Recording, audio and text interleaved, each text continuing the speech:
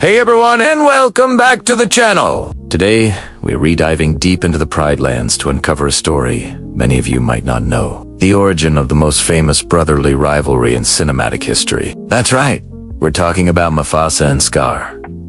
We all know Scar as the cunning, power-hungry villain who orchestrated his own brother's demise. But was he always this way? What happened between these two sons of a king that led to such a tragic end? The official story, as told in the books and spin-off series, is far more complex and heartbreaking than you might imagine. It's a tale of a broken promise, a forgotten name, and a shadow that grew so large it consumed everything. So, grab your snacks, get comfortable, and let's explore the untold story of the Brothers of the Pride.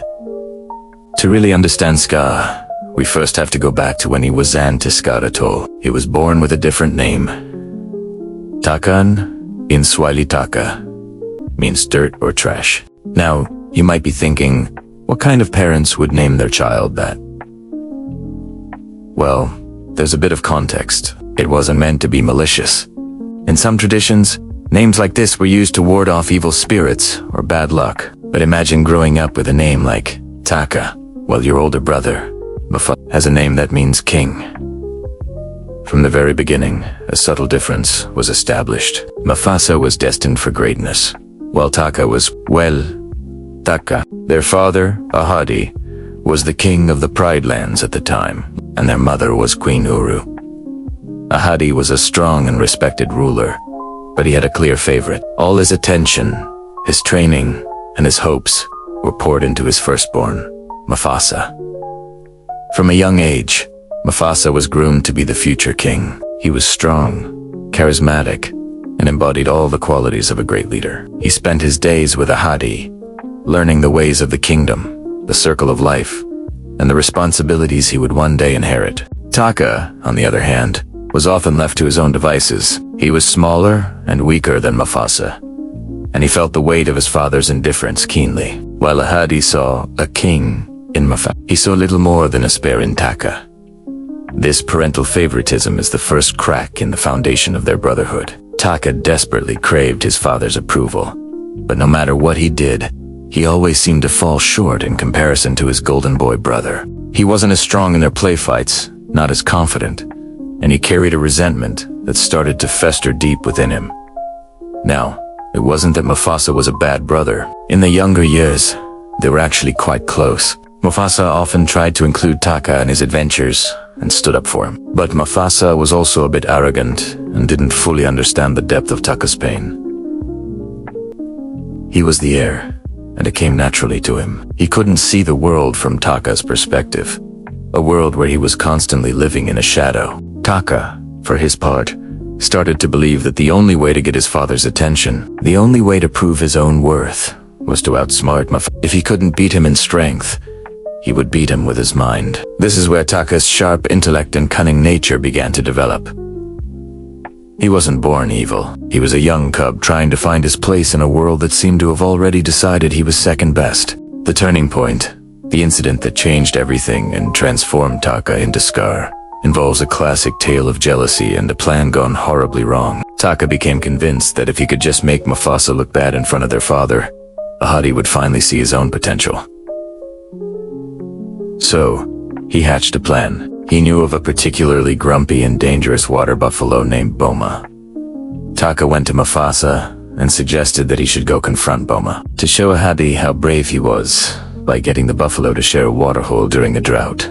Taka's real plan was for Mufasa to get into trouble, maybe get a little roughed up, and look foolish and reckless. Then, Taka could swoop in, use his cleverness to solve the problem, and finally win his father's praise. He manipulated Mufasa, preying on his pride, telling him a true king would be able to handle such a simple task.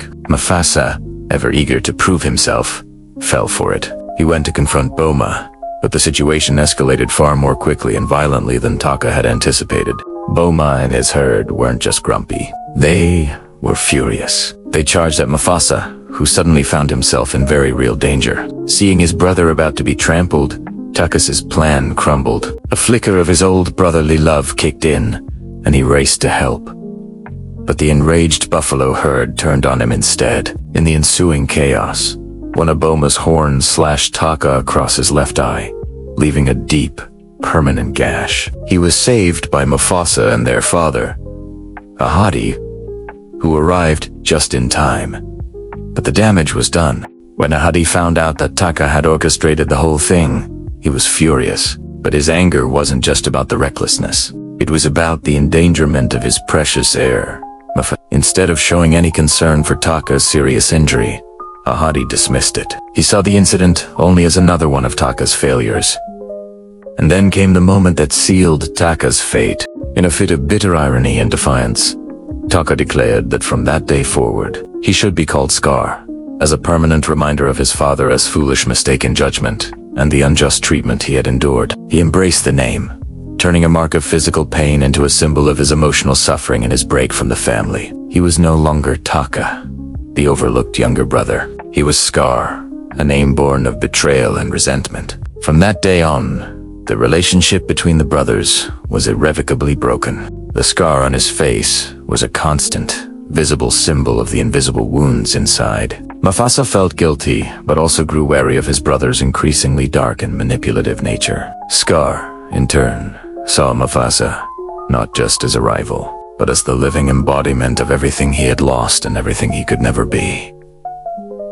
His jealousy curdled into a deep, abiding hatred. He withdrew from the pride, preferring the company of the hyenas in the shadowy outlands creatures, who, like him, felt like outcasts. It was in their company that Scar's bitterness was validated and his plans for revenge began to take shape. He realized he would never get the throne through merit or his father's blessing. The only way to claim the power he so desperately craved was to take it by force. This backstory adds such a tragic layer to the Lion King.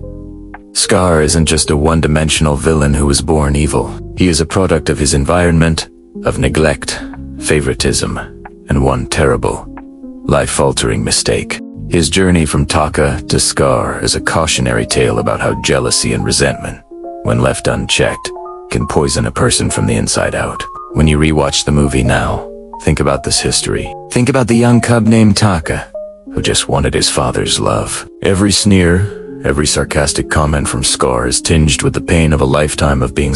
His plot to kill Mufasa and Simba isn't just about a lust for power. It's the ultimate revenge against the family and the system that he feels created him, only to cast him aside. It makes you wonder, doesn't it? If Ahadi had shown both his sons equal love, if Mufasa had been more empathetic to his brother's struggles, could things have been different? Could the tragedy have been avoided? Perhaps.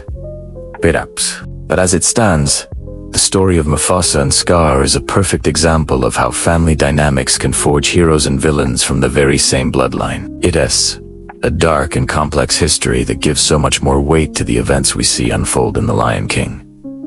What do you guys think? Does knowing Scar's backstory change how you see him as a villain? Let me know your thoughts down in the comments. I'd love to hear what you have to say. Thanks for watching. And if you enjoyed this deep dive, don't forget to like, subscribe, and hit that bell so you don't miss our next video. See you next time.